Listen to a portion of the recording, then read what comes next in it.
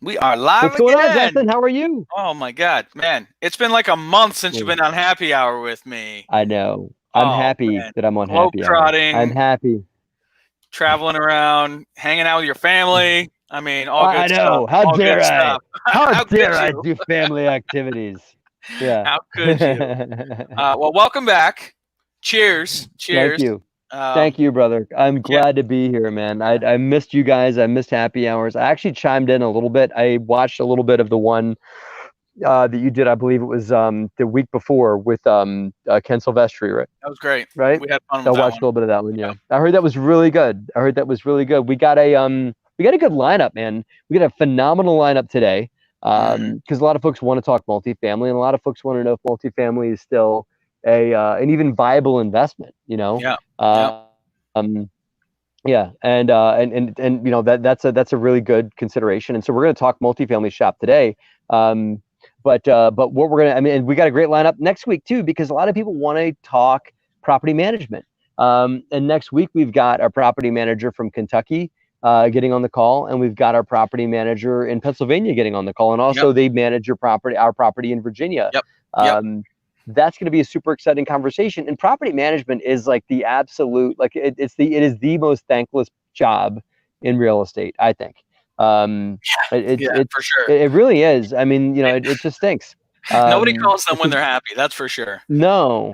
I can't. What I want to get into is that, like, tell me your craziest story that you got, Mhm. and tell me your happiest story. Tell me how, like tenant you wish you could have back, a tenant you could have like 10 of, and that I can't wait for that conversation. My tenant that I wish I had back, she used to send me scripture every month with her rent. She would send her rent and she would send scripture, but beyond Wow. that, she would write in the scripture where it would say something biblical like God or Jesus or whatever. She would write in DeRosa Group. She would take out she Oh, would take really? out that biblical name and she would write in DeRosa Group. So it would be like, Wow. and so the DeRosa Group is blessed and the DeRosa Group shall come on to so whatever. And so she was amazing. That's great. Yeah. And she paid her rent on time most of the time. Sometimes she didn't, but she paid her rent on time most of the time. But she was just a good soul. That's And awesome. then I got lots of crazy stories too. So we're gonna tell crazy property management stories next week.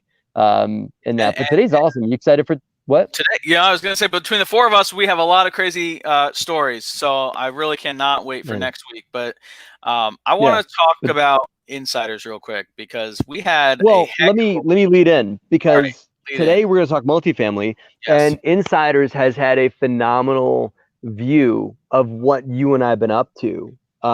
Which I mean, did you have an interesting week this week? I would say so. Yes, absolutely. Yeah, yeah. Justin and I have been in North Carolina for half of this week. Really working closely on a potential new prospect that's really going to take the DeRosa Group to the next level. We're super excited about it, and we got Insiders got to bear witness to the whole thing.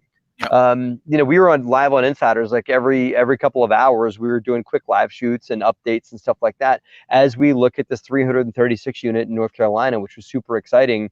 Um, and we'll be doing stuff on YouTube and everything like that, but Insiders just gives direct access. It just gives us more time to spend with people in more of an intimate setting, and they can just Q&A, pick our brain, talk more hands-on shop about stuff that we're up to. Would you agree?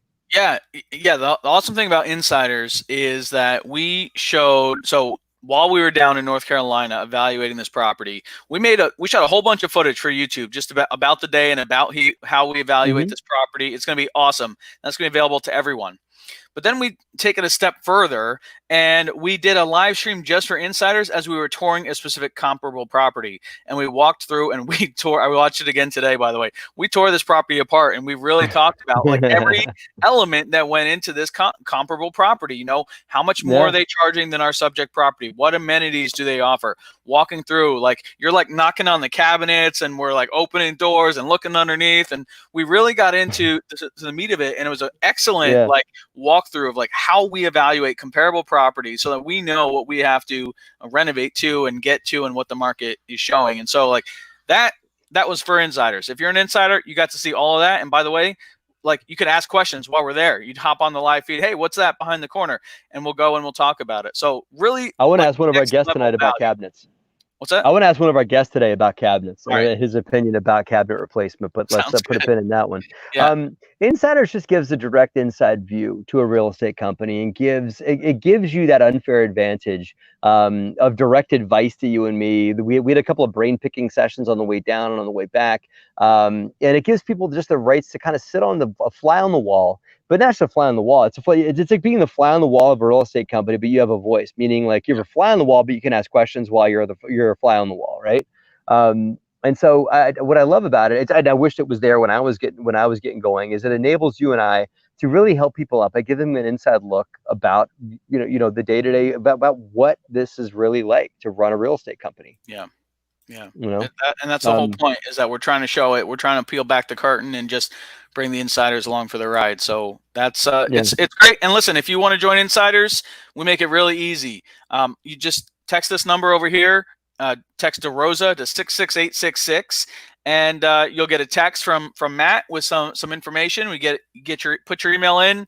We have a whole basket of goodies that's free, by the way, which includes like our responses to COVID-19, links to presentations from Bigger Pockets that Matt gave and Liz gave at the conference that you can't see anywhere else. There's a whole bunch of stuff that's absolutely free. And if you think we're providing you enough value there, come on, join us on Insider, sign up, and you can join us the next live stream. And we're always doing really great stuff. Things like next week, we've got property tours lined up. Of course, we're going to be updating everyone on the next steps of this project that we went to this week.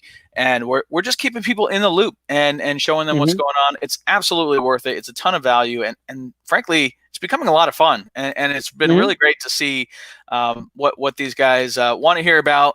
And, just one crazy thing we did this week on our way home from North Carolina, we mounted the phone. Hervé was driving, and you and I got on a live stream with these guys. And it was 35 minutes long. I didn't realize how long it was. And we just updated them what happened, answered questions. They wouldn't let us go, man. They wouldn't let us go. They wanted to chat. They wanted to talk shop. It was great, Yeah. So real quick, a few guys. Let's see. Oh, we have so Brandon Boy 09 says, hey, Chris is one of our insiders. He says this week for Insiders was amazing. Thank you, Chris. I don't know where else you can get two that Chris's. stuff. We got Chris G. We got Cristiano. We got Brandon. What's up, man? Here's your high five. Yeah. And then real estate Cedric, Insiders ride was amazing. So he really liked our car ride back home. So thank you guys watching for joining us on Insiders, and we're having a lot of fun doing it. So yeah, man, this has been a great. I love our Insiders community, man. I'm looking forward to at some point doing an Insiders face to face. I don't know how you feel, what you think, man, but I'll throw that out there. If you guys watching are Insiders, if you guys are not and would love to be a part of an Insiders face to face, if we made it super affordable and just a lot of fun, but a lot of real estate shop too, then pop a note, pop a comment in right now on YouTube, because my wheels are turning about an Insiders face to face. Love it. So you guys want to join Insiders, man? Just pick up your handy dandy cell phone and text the word DeRosa to 66866. That is 66866. Text the word DeRosa now, and you guys get a bunch of free stuff, and you'll also get a link to join Insiders. So and you spend more in coffee, you spend more in gas, you spend more in a lot of things. Why not spend that on real estate education and real estate unfair advantage that we give you guys? So yeah, cool. So that's it. Before we get into it, we have to talk about what we always talk about. This is a happy hour, of course. First off, did we leave you in the woods in North Carolina? Is that what's happening here? Y'all got tired of me running my mouth in the car on the way home. You left me, but I mean, you left with one of my favorite things in the world, the American flag and all that. No, I'm on vacation up in the Poconos. I'm blessed that I've got a place to go in the Poconos to get away and decompress a little bit and get what a good friend of me and one of our guests, both of our guests, Andrew Cushman and Mark Jeffries, a good friend of both of ours, call getting the goods in the woods. There is a certain decompression and soul fulfillment that happens in being outdoors and being outside. And so I am getting the goods in the woods. This is my reality right now. Let me just give you guys a view of what I'm looking at right now. Hey, not too bad. Not too shabby. Yeah, man. You got a fire pit over there? Is you sitting around a fire pit or something? Right there, yeah. But I decided not to deal with that right now. I didn't want it. It's actually pretty warm, so I don't. Streaming and fire may not be so good, but yeah, I later. don't need any warmth right now. Yeah. So that is awesome. This is where I'm at. So. Well, all right. And what are you drinking? I got a again, that goes with the flag. I've got a glass of Thomas Jefferson, which is a bourbon made in Kentucky. Also, as you know, you and I are big fans of Kentucky We bourbons are. because being Kentucky landlords, You we're have to Kentucky be. bourbon fans. That's right. And that this is Thomas Jefferson small batch, and this is delicious. Mm, It's got a nice, sweet, smoky flavor to it, man. This is fan freaking tastic. So I highly recommend this glass of bourbon to anybody that wanted to check out Thomas Jefferson. And you and I become bourbon connoisseurs at a glass of single barrel Evan Williams. Oh my God. See if I can get him. oh, It's a jeez. freaking Yeah. little chipmunk. Oh, I don't know if you guys saw him, but a tiny little chipmunk is just checking me out right here. Just And checking you out. he He just wanted ran to up. join the live stream. We wanted He to wanted know. to be on the live stream. He wants to join Insiders. So, All right, um, we'll get him in. anyway, All right. yeah. Well, So we Matt's got had we a got we really got good two people tell. in for the Yeah, real yeah, estate real estate yeah. face Chris to and face. Cedric are So in. That's yeah, awesome. Can't wait to cool. see you guys there. I've got from our friend Jeff. I finally got the right cherries for the proper old fashioned. So we're doing it right this time. So and it's much Nice, better nice, than the nice, improper cherries. I'll tell you that. I'll give you that. But why nice. don't you introduce our guest and we'll bring him on. Yeah, man, we'll do one at a time. I've gotten to know this person extremely well over the years. I call him like some people would call him like the real estate mad scientist, or I mean, he's got like just there's a lot of things I love about this guy, about this man. He's got the driest but really funny sense of humor.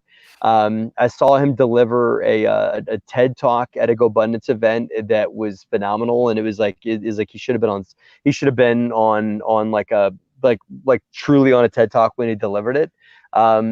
He knows real estate extremely well. He knows multifamily. He knows flips. He knows a lot of different things. I view him as a mentor, although he and I both taught each other a lot of things.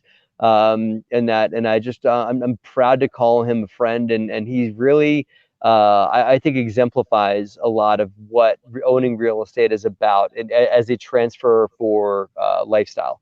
Because this man surfs several times a week. He's blessed enough to live in California, where he's smart enough to get out of Boston, where he was born, and now he lives in California. So he can, surf and probably could surf and ski in the same day. We'll have to ask him about that. But he's really uses real estate as a vehicle to create a phenomenal lifestyle for himself and his investors. And I'm proud to call him a friend, and that is Andrew Cushman. All right.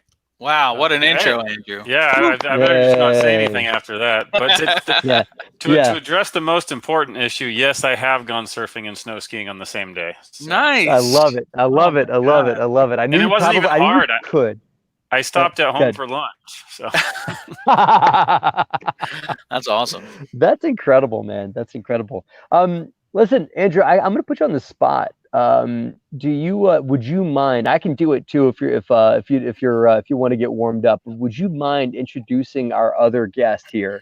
Because I know him well. He has bailed me out and dug me out of a bunch of holes, and has been Johnny on the spot, and he's like the mortgage Superman. He swoops in and saves you. But I know you know him probably better than I do because you introduced me to him. So would you mind introducing our next guest? yeah, I've known Mark Jeffries. Gosh, I want to say maybe it was 2012, 13, 14, something like that.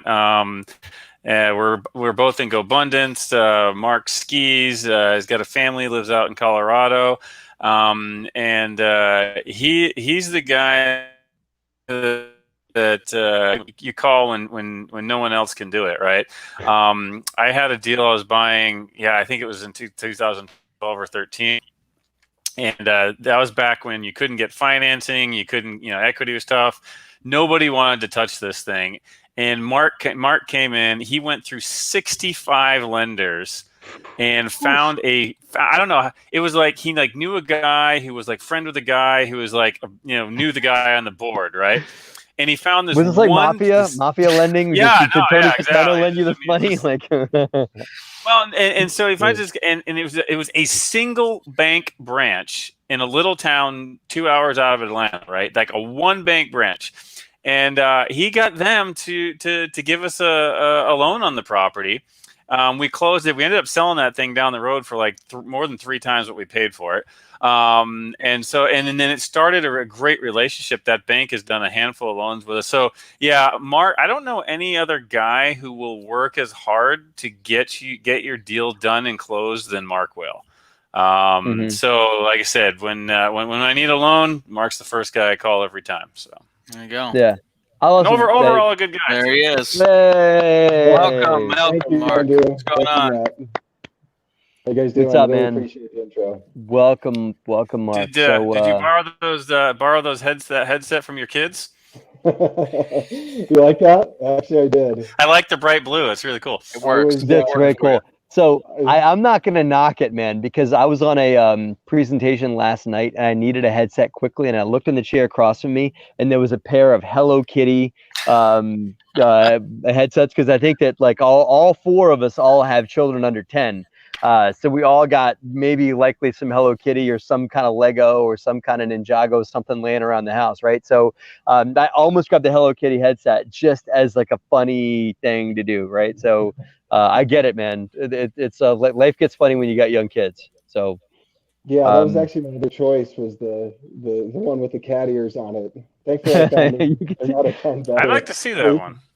I would too. I'll I think that'd be phenomenal. It's a happy hour. This is happy hour, guys. This is fun. This is fun time now. So, well, listen, man, I'm grateful to have you guys here. We want to talk multifamily. Again, this is more of like a hair down conversation about like just where we at, what are we seeing, any frustrations you guys are having, and everything like that. So, I'll just throw it out there, man, just as like a shoot the breeze kind of stuff. Like, Andrew, are we in, where are we? Are we stalled? Are we in a crash? Are we like about to crash? Was this a hiccup and we're going to go back to where we were? What do you think of the multifamily space right now? Yeah, I'd say we're stalled. And I don't know if it's going to be just kind of a shallow dip or a bit of a deeper dive. Transaction volume's way down for a couple of reasons. One, a lot of sellers are just saying, hey, you know what, I'm going to sit back and wait. Operations are fine, so I'm not motivated. And you know what, that happens in an election year on a normal basis anyway, and then you add COVID on top of that, and lots of sellers are just sitting on the sidelines. A lot of buyers are sitting on the sidelines because they can't figure out how to underwrite. Do you underwrite for 0 rent growth? Do you underwrite for negative? I think it was Green Street had a forecast recently. They projected a 8% decline in rents nationally. Is that going to happen or not? I don't know. It depends on what market you're in, what class property. And then, most of the brokers I talk to, they say they're seeing about a 10 to 15% bid ask spread. So if a seller's looking for 10 million, the buyers are coming in at 8.5 to 9, right? So like there's 10 to 15% difference. And so that's leading to a lot of transactions not happening. So it's slowed down a lot. We used to look at 15 deals a week. That was our minimum. Our goal was to look at 15 a week. Now we're looking at 2 or 3. Partly again because the volume's down, and then also we've pulled back too.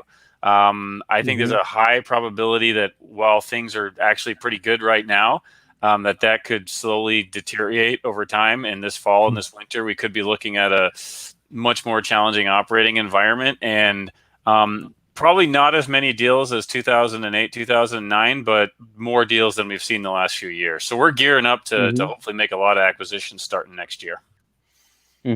Okay, so you're seeing a bit of like a stall out, and you're thinking that there's going to be a shakeout after that.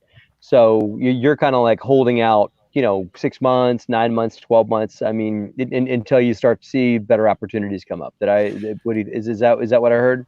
Yeah, basically. I mean, we're still looking. If we got the right property for the right price and the right location, we would still pull the trigger today. We're definitely not taking the approach of we're out until 2021. We're just being much more selective right now and feeling like there will hopefully be more clarity by the end of the year. And just the distress is starting in the smaller properties and in the lower C-class properties, and that'll eventually probably spread a little bit and work its way up. And like I said, I don't foresee a bloodbath like the last time around for a handful of reasons. There's tons of liquidity. The fundamentals are better. Lending was much more restrained this time, but there will be deals. And it doesn't even have to be because multifamily is having trouble, right? You got a guy who owns a couple of apartment buildings and a couple of retail centers, and and so he's got to sell something that's doing great just to plug a hole over here because something else is having trouble, right? So you get motivated sellers for reasons that have nothing to do with the property that you're looking at. So there'll be more opportunities. Just how many, not sure, but we're gearing up to hopefully take advantage of a lot of them. Okay. I've got some great questions that I want to ask you that I'm going to tease my audience and tell them, hey, listen, you have to watch to the end for me to ask this. But I want to know, so don't answer this question, but I want to know what you would tell a brand new investor that wants to get into multifamily today, doesn't own much multifamily, but given what you know about today's market, noodle this for a minute. I'll give you, I'll just be like a hand grenade question. I'll throw it out there. You can think about it for a minute. But like, what would you tell a brand new investor that wants to make a splash in multi now, right? And don't just say don't do it. And that. So think about that for a minute. But I want to tease our audience base because I want you guys to watch till the end so you guys can hear some of the knowledge that gets thrown out there. But it's a good question, and I think about that too, about what I would tell somebody thinking about to get in now because there's a lot of variables, right? So Mark, I go to the other side of the equation. You're on the other side. You're seeing loans. I mean, we can't do deals without loans. Unless we don't. And Andrew and I have talked about wacky ideas about doing deals straight equity. But for now, don't be afraid. We're going to be using you for the foreseeable future, I think, for getting loans for our deals, and that. But I also get that. Unfortunately, Andrew and I are not your only customers. I know that you see other people. And so what are you seeing from your buyer base? And, I mean, are you guys focusing on mostly refis right now? Are you doing acquisitions? And if so, what are you seeing? Give me your tea leaves. What do you say? Yeah, I mean, obviously transaction volume is way down, as Andrew said. So majority of our business at Northmark across the country, last 90 days, say, has been refinances, and probably 2/3 of that has been agency refinances on multifamily. So, I mean, you're seeing some acquisitions. I think it just like a lot of people are saying, if you were a seller 90, 120 days ago, you're not ready to say that, hey, my property's lost 20, 30, 40% of its value. But that's what it's going to take for a lot of buyers to transact right now. They're going to have to feel like they're getting a huge deal, and it's just not the delta between bid and ask, it seems to be too wide for a lot of transactions to happen. But yeah, thankfully we're a big agency lender. That's been huge for us through this, and lots of agency refinances. The life companies are coming back in the market, so a lot more life company refinances. That's mostly on other property types aside from multifamily. If you get a really low leverage multifamily deal, it can be better priced with a life company than it can with the agencies. So you'll see some of those get done, but I mean, it's just kind of all over the board. People are more conservative, looking for ways to be more conservative on deals, and that includes the agencies. I mean, like you and I talked about, we just have to be really careful with underwriting up front and really dig deep before we put out a quote, because even agencies will look for ways to be more conservative than they ever would have before COVID. So I want to make sure, because I think a lot of folks watching, they get it. And that, but there's folks that are just learning, and that too. So can you real quick explain what you said, agency, right? So what is agency debt? What does that mean? And why is it so coveted by so many real estate investors? I can tell you, Andrew and I and Justin and we all look to get into agency debt. And if you are around the multifamily world, a lot of people like, oh, we can either just go to agency beginning or, build it out and refinance the agency or whatever. So what is agency, and why do so many investors covet it? Why is it put up on a pedestal? Sure. So, agency is Fannie Mae, Freddie Mac financing. I apologize, my dogs are barking if you can hear them. But, They got something to say, right? Yeah. Yeah. Yeah. So, the reason it's coveted, as you guys know, for buying or refinancing an apartment deal, it's traditionally the way to get the best leverage combined with the best interest rate pricing.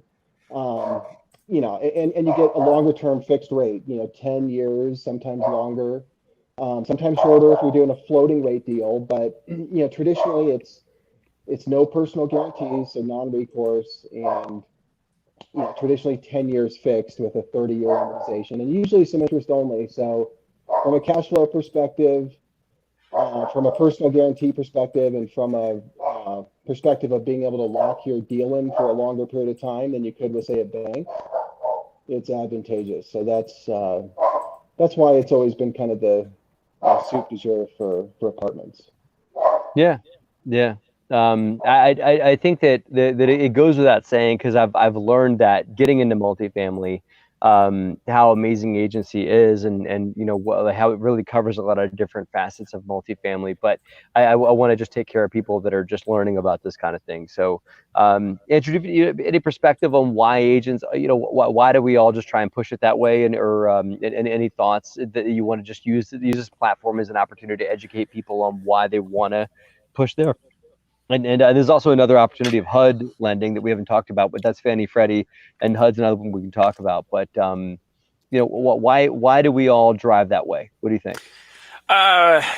Well, for one, I mean, the rates tend to be some of the best rates out there. Two, it's long-term fixed.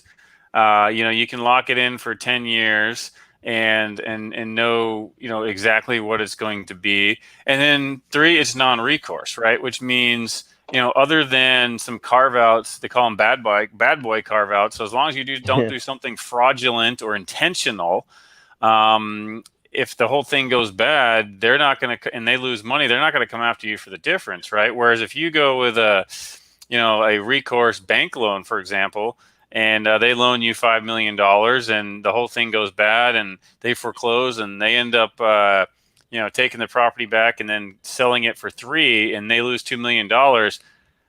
They're not letting that go. They're fine. They're suing you and coming after that $2 million for the $2 million, right?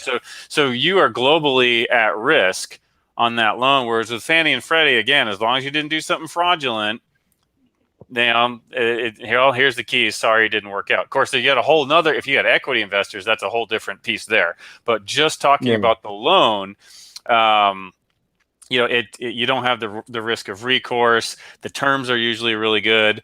They're very black and white, so there tends to be not too many surprises. There's definitely some red tape and some bureaucratic elements involved, but you know what they are, right? And as long as you just do those things and check the boxes, it's usually a very smooth process. Cool. So I mean, those are some of the reasons. Another thing is Fannie and Freddie are typically in the most willing to lend. If you look back when everything seized up here a couple months ago, CMBS completely gone. In fact, it's almost, Mark can update it, but I think it's still mostly completely out of the market. Life companies locked up, bridge lenders went away. Some of those are trickling back in. Fannie and Freddie, they stayed right in the game and said, we're here to lend. Now, they did make terms a little less favorable, but you could still go get a loan from them. So, yeah.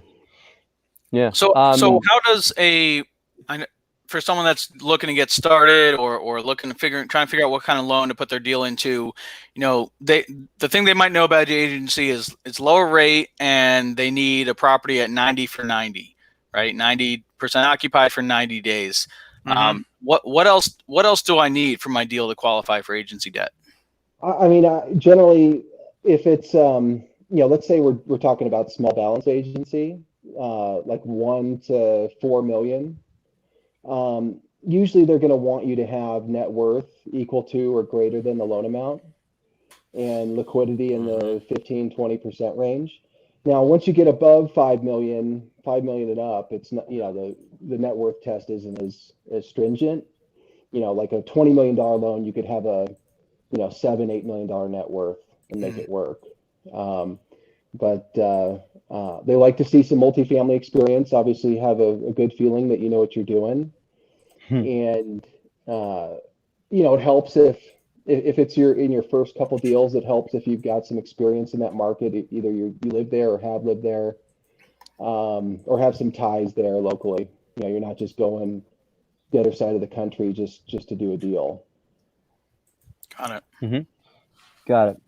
That's great. Mark, I forgot to ask you, because I know we got into talking about, I wanted to define agency, because I think it's something that gets talked about a lot in the multifamily world, but for folks that are on the peripheral looking to get in, I wanted to make sure we got to define it. But I want to rewind to a question I gave Andrew, which was, if you could reach into your pocket and pull out your crystal ball and tell me what where you see things going, based on what you see, not just from a lending world, but like from where borrowers are and everything like that. I mean, where do you see, multifamily acquisitions and multifamily valuations? Where do you think it's all going over the next, say, 6 to 12 months? I think it depends a lot on the asset class and the market that it's located in. I mean, I'm in Denver, so I'll use that as an example. The stated vacancy rate is super low, 3-4%. But God bless you. But here's the thing: awesome. We've got a huge amount of Class A stuff that's delivered in the last few years and is still in lease up or still under construction. And if it's still in lease up or still under construction, they don't count it towards the vacancy rate. And that stuff's pretty expensive. I mean, it's $3,000 a month on average in rent. The high end Class A stuff, and that's pretty much all that's delivering. So I think that I think a couple things. I think fallout from this COVID era. I think a lot of people are not going to want to pay that to live, in high dense areas. I think a lot of millennials are going to go to the suburbs. And I think, just the amount of supply that's delivering. And I know that's the case in a lot of central business districts across the country. There's a lot of Class A supply. So I think the top end could get hurt a little bit. I think B quality stuff, because none of it's been built pretty much anywhere in the country for 15, 20 years. I think, the stuff in the suburbs that's, 80s, 90s vintage generally, and maybe a little bit older, I think that stuff does okay. Because I think you're in at a good basis if you own that. And I think a little bit below that, the workforce housing, I think is always going to do pretty well. But yeah, I'm worried about the top end brand new Class A stuff, because a lot of it's still coming on. And I've seen the top run up so high. I mean, Andrew, I'm sure Andrew and Justin, you guys have seen this too. Is that it feels like the range of rent that you could pay living in certain markets, it used to be, you could pay $700 a month, or you could pay $900 a month, for different levels of amenities and things like that. But now it's like, well, you could pay $700 a month, or you could pay $1,800 a month to have a doorman and a this and a that, and I mean. And because of the great run we've had on the economy and the great run we've had, and a lot of capital getting injected into the economy and things like that, and super low unemployment rates, folks that have developed those kinds of things have done well. But I see such a wide spectrum now in rental markets. It's actually really it's made a challenge on us in evaluating rents and figure like, okay, well, what should a one bedroom rent for in this location? Well, you got this guy around the corner who did a Schwanko, Justin, Kentucky, that spot that, like, we looked at another comp that had like an indoor pool and a this and a that and all these other type of amenities, and they were getting like $300 more a door than we were. And the broker selling us the deal tried to present that as a comp. They got an indoor pool. They got like 2 different gyms. They got washer dryers in the units and things like that. But back when they built that place out, they could push rents to the point to get to that. You know, the glass ceiling has been extremely high on rentals. Andrew, what do you think? Is that something you agree with? Anything you want to add? I mean, that trend has definitely occurred. And I mean, I've seen rents in markets like Dallas and Atlanta that you never would have thought you'd seen 5-10 years ago. It's almost like it was LA or something like that. And part of what's been driving it though is just development costs have gone up so much that the only way developers can get something to pencil out is if they do it to those level rents and that level of client. It's very difficult to build something targeted to a B+ or A- demographic. And so that's why you're seeing that. And yeah, a lot of that stuff is going to be delivering over the next 1 to 3 years. Demand for it clearly is already down and it's probably going to continue to be down. So I think it's going to be a barbell effect. I think in the middle, the B type stuff is probably going to ride through this relatively well. You're going to see some distress at the very top, and then you're also going to see distress at the very bottom. The true C's and the D's. Those are the folks that are losing their jobs. They're not going to their jobs. A lot of those jobs aren't going to come back for a long time, and a lot of those are those folks that work for tips or cash, so they don't get unemployment benefits. And I know owners in that space, their collections are down 20, 30, 40%, and we're just getting started. So I'd say kind of a barbell. The middle is going to be narrow and probably do okay, and both extremes I'd be more careful. Absolutely. So a few different curveballs I'm going to throw out, right? Andrew, we were looking at a property in Winston-Salem, and that it ties into Mark what ways you're helping us out on that deal, and we can talk about the deal a little more specifically too. But we walked the deal, and the C-class asset, workforce housing, very stable, right outside of downtown Winston-Salem and everything like that. We looked at it, and we've gotten into the model of renovating units and just keeping the cabinet boxes. Okay, take the doors off, you paint the box, you put new doors on, and they look like they kind of sort of almost look like brand new cabinets, except for maybe there's a little bit of bow in the middle or something like that, right? They're like 80% of brand new cabinets, right? The PM came in. And I can probably do a cabinet set of like painting and replacing the doors and things like that. Justin, at Douglas Square, what are we, around $500-600? Yeah. To do a full cabinet set. Right. The property manager looked at it like, oh, it's only like $1,600 to replace all these cabinets are brand new. And I'm like, well, that sounds like a lot more than the number that I had. Times a lot of units, right? So do you see value in doing reno and in replacing cabinets, or are cabinets like things that could be repaired, fixed? Because I've gotten into the cabinet restoration. I'm telling my friends that hate the cabinets in their house, I'm like, well, you could do what I did. You could just take the doors off, paint the box. I'm telling people that live in nice houses, don't ever replace your cabinets. You could just fix, or do a door replacement, right? I do want to mention this is a C-class property in a C area, right? So we're not talking about your personal home. So the answer to if you don't know the answer to a question in multifamily, the go-to is to say it depends, because that's the correct answer to any question in real estate almost. You got it. But so it depends. My default typically is to just do what you're doing, Matt, and just replace the doors.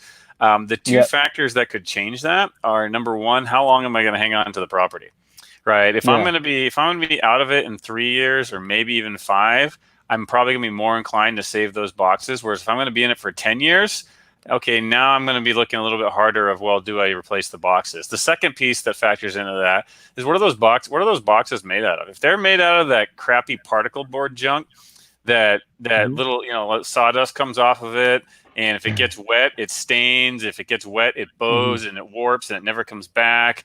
And when people are preparing their food on the counter, you got little bits of wood dust falling off into their food.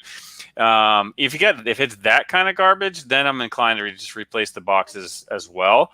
But I've seen even C-class properties, because the older you go, you tend to have more issues, but at the same time, they also tended to use more durable materials back then, right? Mhm. So, if you get a C property, I've seen C properties where the cabinets look horrible, but if you open them up, they're solid oak. The boxes are like real, solid oak or just some form of like really durable wood. And it's like, absolutely take those faces off, repaint the suckers, throw them up. Our favorite thing to do is, right now, agreeable gray is all the rage for wall coloring, right? So you do agreeable gray for the walls. You take the doors off the cabinets. You paint everything. You paint the cabinets white.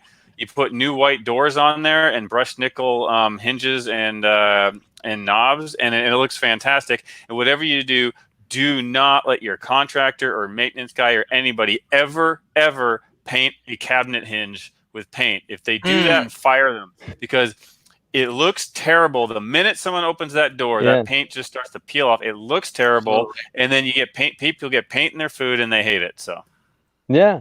I've actually got a picture I can pull up so that people can reference what we're talking about here. Go ahead. There we go. So these are the cabinets that we're talking about. Lovely cabinets. But yeah, So, I think I think you're right, Andrew. It's a door. Either replace the door or paint the door, and some new hardware, and these will look great. The boxes are solid, and I don't believe that they were falling apart the way that you were talking about, with the particle board. Well, I think you make a good point, Andrew, in that, like, if I decided to kind of shop for cheap cabinets, I could probably get some stuff that's just, pretty much pressed sawdust, sawdust mixed together, a little bit of glue, and that's how they do it. compressed together. Right. Yeah, that's all it is. And that versus cabinets that are probably solid hunks of wood, because they really don't make things like they used to. That when people say that, that's a fact. And that's something that's worth considering. So I've been wanting to pick your brain about that. I figured, what the heck, I'll just do it right here on the air. Andrew, I got a question from Cedric. What type of countertops do you recommend if you plan on holding 5 to 7 years? Is granite worth it? Right. All right, so we can all recite this together. 1, 2, 3. It depends. Depends. So I think he said a 5 to 7 year hold. Is that what he said? Yeah, he said, what type of countertops would you recommend if you plan on holding 5 to 7 years? So first of all, what is your 5 to 7 year countertop go to, right? I will make the assumption that you have to replace countertops and there's not something you could refinish, right? So let's say it's not like a wood thing that you could sand and stain, or it's not something that you would want. You got to remove the countertops, right? So let's just assume you must remove them and you want to hold for 5 to 7. What do you do? And the follow-up question was, do you do granite?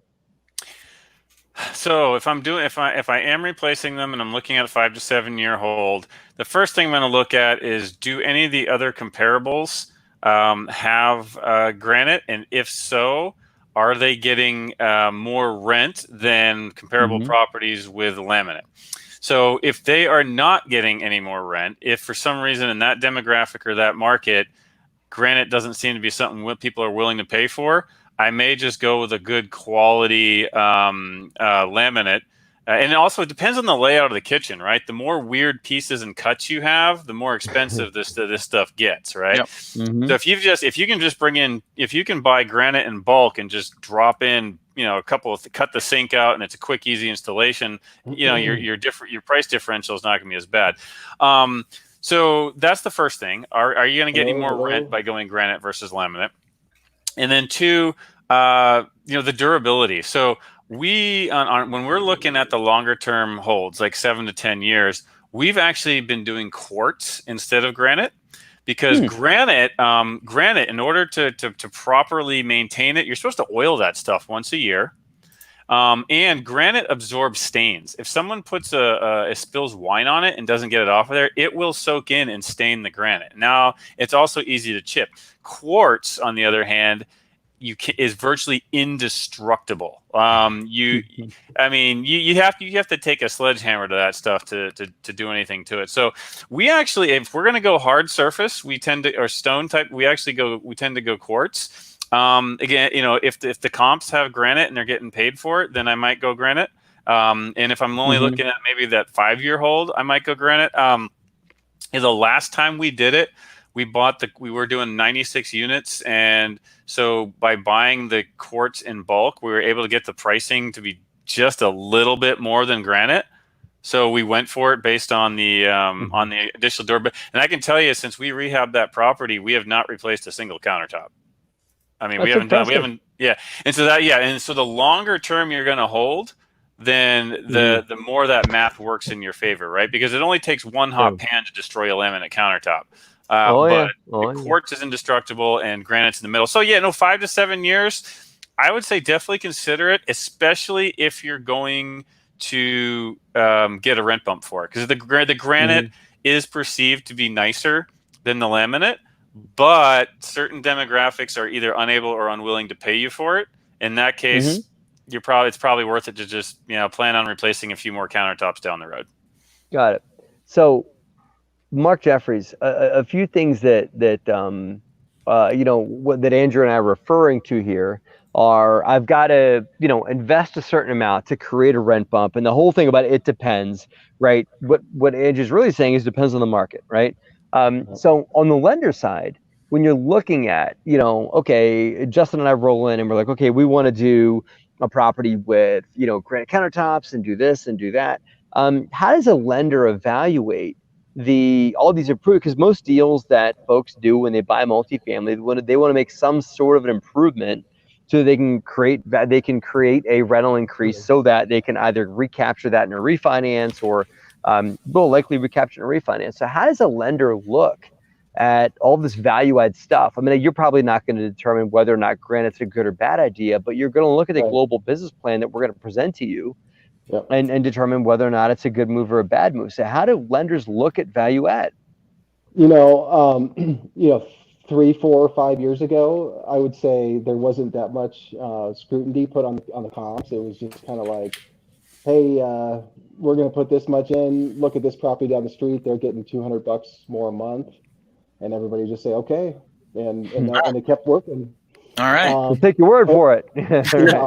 Now, in this environment, there's a lot more due diligence on your comp set and the location and your location versus your peers. Amenities and then interior finishes. I mean, you're right. They're not going to get down into the weeds of, should you actually do granite on this property? Is it worth it? Is it not? But pretty close to that. I mean, in this environment nowadays, the level of detail with analysis, because the feeling generally is that across the country, a lot of properties have had all the juice squeezed out of them that they can. Especially if somebody bought a property, or if your seller bought a property and rehabbed a good percentage of the units, didn't see as big of a rent bump as maybe they thought they would, but you're coming in with a new plan and trying to really improve operations via making it a nicer property, it just gets a lot more scrutiny than it would have when the market was just blowing and going. You talked about amenities, right? It's one thing for Andrew and I to talk about, like, okay, or Justin, me and Andrew to talk about, like, okay, we're going to do countertops, we're going to do kitchens and things like that. But how do banks look at things that are perhaps a little bit of non-tangible in some ways, about like, okay, I'm going to put in a pool, I'm going to put in a playground, I'm going to put in community-based amenities that folks like to have. Do banks consider that in a comp analysis, or is it just one of those things where you kind of have to consider an indirect, just throw it into the sum and hopefully the sum will raise the value up? A lot of it depends on the demographics that the submarket falls under. For example, I mean, if we're talking about Class C stuff that's $500-600 a month right now, and you're saying, okay, well, we're going to add a pool, and maybe your comps are just a hair above that in rent, and they may or may not have pools, but in that scenario, a pool or gym is probably not going to be attractive enough, or maybe the people in the area just can't afford to pay that much more rent to make it worth it. But if it's a scenario where you've got a B property in a B area and a lot of your comps have better amenities, then of course it makes sense, to get the rents that they're getting, to add some of those. So in that scenario, it's looked at, and in some cases, if you're saying we don't want to add any amenities, and you look at the comps and they all have them, then it's like, how are you going to get those rents if you don't have a fitness center and a pool? Right. So I hear you saying, like, if the comps have them and you don't, you're missing it, and it'll just bring you up to their level. But adding it in, you might be over improving if it's a low enough class that if you're the only one with the playground and the pool, tenants probably can't afford the higher rent in that market anyway. I'd say that's true more so in lower income areas, where if you add those things, it's not going to matter because generally people can't afford to pay enough rent to compensate for them. Right. But if you're in kind of a middle class suburban market where you feel like people could pay more and would for those amenities, then it could make some sense, and you could probably get away with trailblazing a little bit, going above and beyond your comps. Because of the market, there's some more spending power locally, right? In your target demographic. Andrew, I have an interesting question here. Would you ever add a pool to a property? I mean, we're looking at a property, right? The one in Winston-Salem that we're hopefully going to, making a run out of here thanks to Mark's support with a really great loan offering, right? Are we going? There's a pool there, right? So we're going to bring it back, but it's going to cost me a ton to bring that pool back to life, right? And it's almost worth putting a new pool in. But it's also almost worth having a conversation of, do I want to just fill this thing in and not have to deal with it ever, right?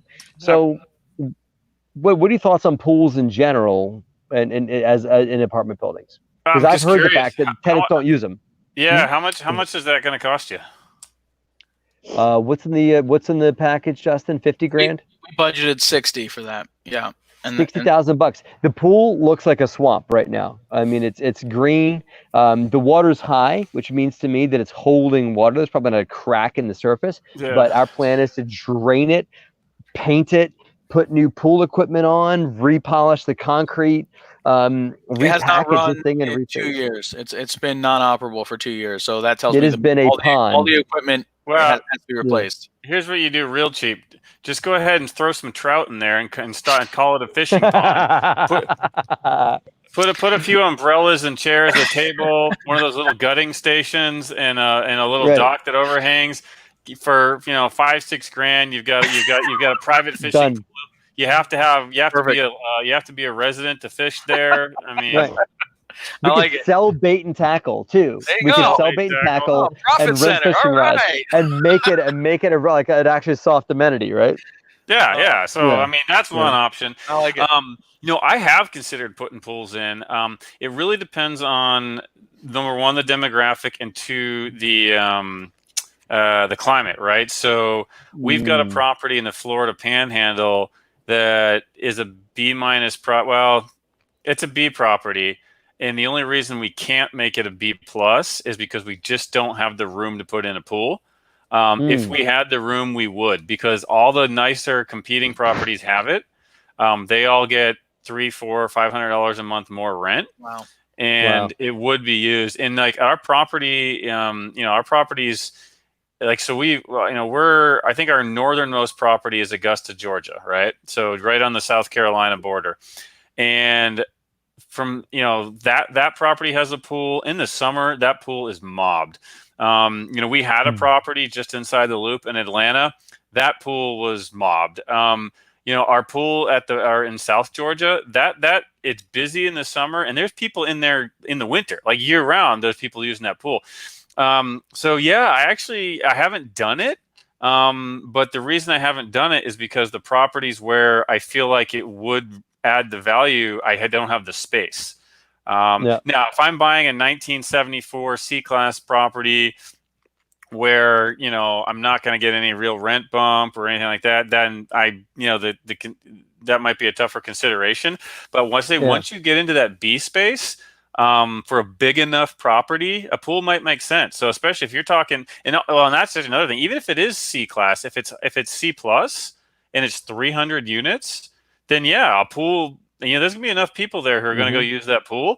And especially if your competitors don't have one, okay, maybe you don't get a rent bump, but you're gonna, if one applicant's looking at 4 properties and you're the only one with a pool and the rent's similar in a weak environment, you're gonna stay at least better than those other guys. So yeah. No, it's a C-class property in probably a better location than some of the other C-class assets that are around it. And some of the C-classes do have pools. This property, as you said, has got a fishing pond and not a pool. And we're questioning whether or not we want to I would add say into that it. our plan, investing in community features like playgrounds, soccer fields, the pool, grilling area, we will elevate it to that C+ level, and so that makes sense, and it tracks to what Andrew's saying. Yeah, I think that as the market changes, it'll become a B over time because you can see downtown Winston from where it sits.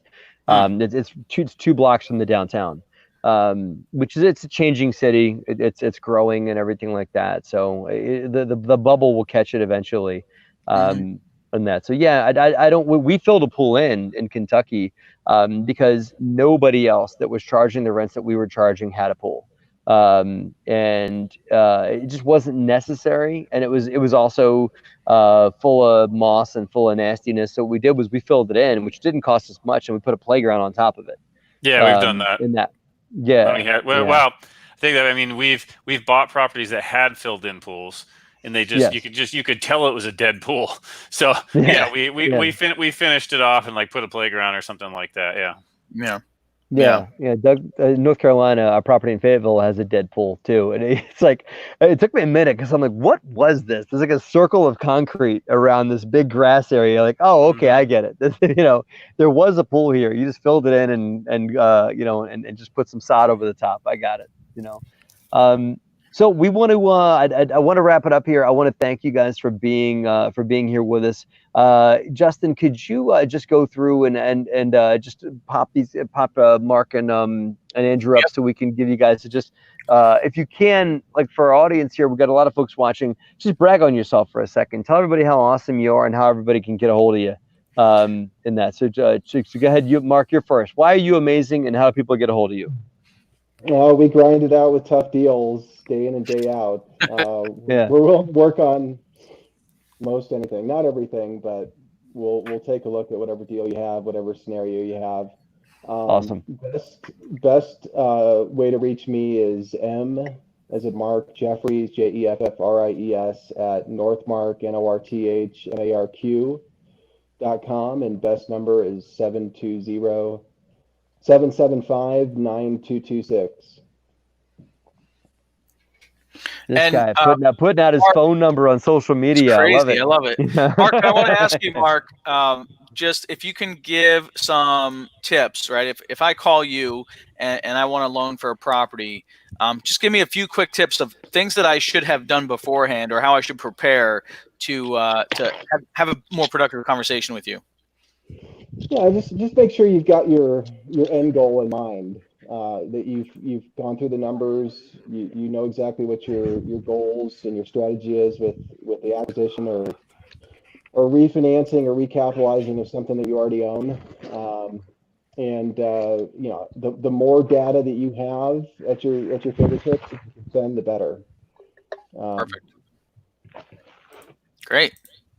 Now, Matt, we can't let Andrew go because you did promise to ask him a question at the end. I'm not going to let you forget that. So, Andrew, in your why you're amazing, speech, because I'm sure that should be a long one. Tell everybody let's pretend you are Andrew Cushman that's getting started today, June 19th, 2020, in multifamily. You got some resources, you got some contacts, everything like that, but you're going to start investing in multi today. What do you do? And then tell us why you're amazing and how folks get a hold of you too. So. Well, the answer to why I'm amazing is it depends, right? Depends on who you're asking. So I'll let everybody decide that for themselves. But you know, as far as getting into into multifamily right now, I think this is gonna be the opportunity everyone's been looking for. You know, the familiar refrain we've heard the last 5 years is, "Oh, it's so hard to find deals. Oh, it's so far I can't find deals. There's no deals." Well, and there's certainly an element of truth to that. Deals are going to be more plentiful coming up here, and especially in the smaller property size. So, and you know, and when I say smaller, I mean, you know, both 50 units and below. You know, so if you're looking to get in for the first time, and you're, well, maybe I can get a 10 unit or a 20 unit or something like that.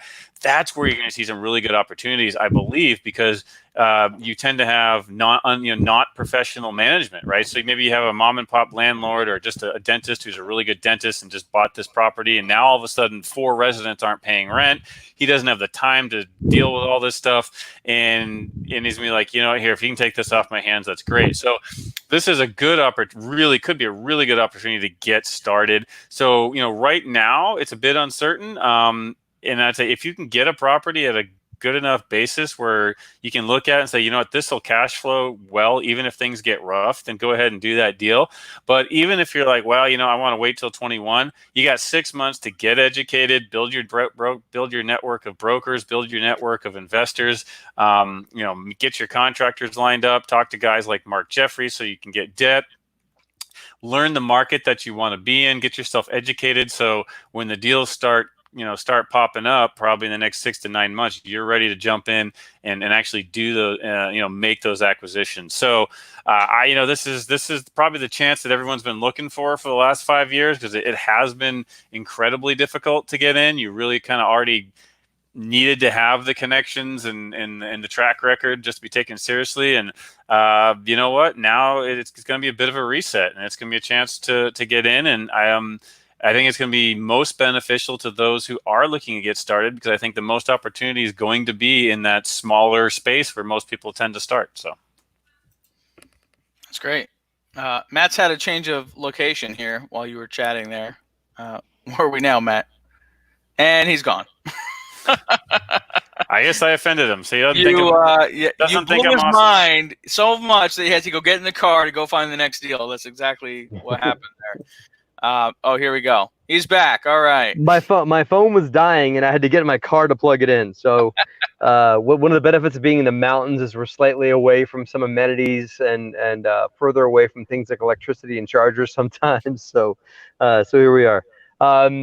Andrew, that was actually a deep cut, man. Thank you for that, because I think I agree with you that, you know, smallish multi, like say 10 to 50. Oh, there he goes. I don't know what happened. It's a cliffhanger. We never know what he was going to say. You know what? You're going to have to tune in next week to hear what Matt had to say. Although, wait, he was agreeing with me, so get him back on. If he comes back, I'll let him in. Let's see. There he is. You know, this is your last shot, and then I'm in. Oh, man. Oh, man. Well, listen.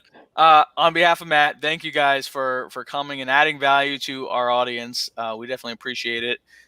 Maybe he'll pop in here. We'll see. But I appreciate it. I know you guys are adding a lot of value to our business. And, you know, hopefully we'll be able to see you guys all again soon here once COVID dies down. I don't know when that's going to be. But, yeah, in the meantime, thank you. Andrew, I don't think you told everyone where they can find out more about you or how to get in touch with you. Oh, yeah, you're right.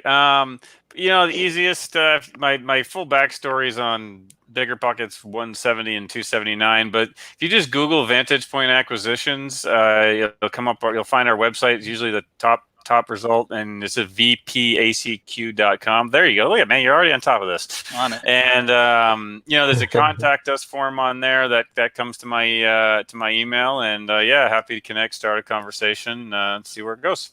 Perfect. All right, Matt, you're back just in time to close it out. Before I drop again, yes, small multi is awesome. If I were getting started investing, I would go after small multi all day long, and I would strongly consider going to Mark Jeffries at Northmark Capital to finance your small multi, as long as it's north of. I get, Mark, you've got a really wide sweet spot, but north of $1 million. What? North of $1 million.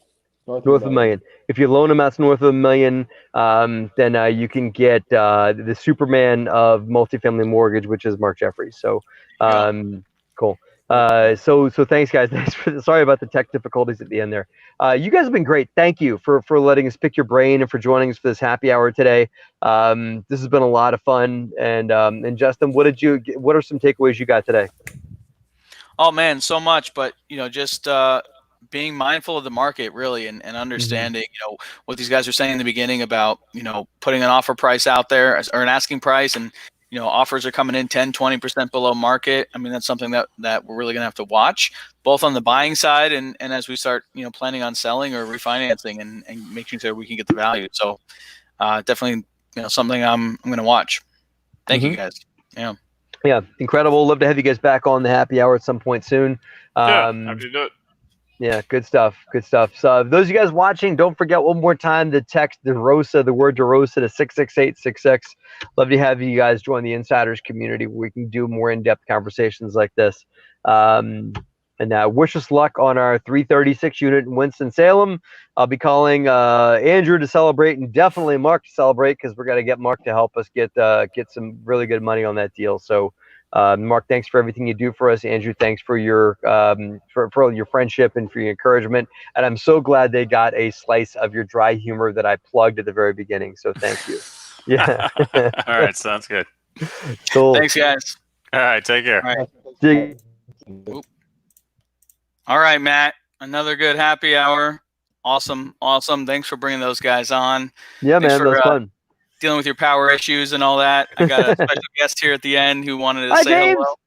What's up, James? He can hear you. You can say hi. Hi. There you go. Hi, James. All right.